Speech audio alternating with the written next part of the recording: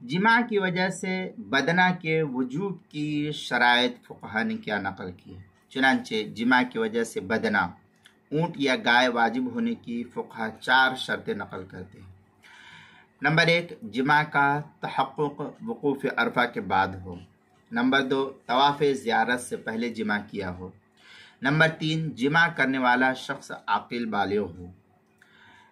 Number 4، جماع کرنے والا شخص بالغ ہو۔ یہ 4 شرائط جو ہے فقہا نے نقل کیے۔ چنانچہ مناسک ملا علی قاری کے اندر ہے شرائط وجوب البدنہ بالجماع 4، الاول ان يكون الجماع بعد الوقوف، والثاني ان يكون قبل الحلق والطواف اي عند الجمهور، واما قول المحققين فقبل الطواف مطلقا، والثالث العقل، والرابع البلوغ۔ یہ غنیۃ الناسک مناسک ملا علی قاری صفحہ 341 پر ہے۔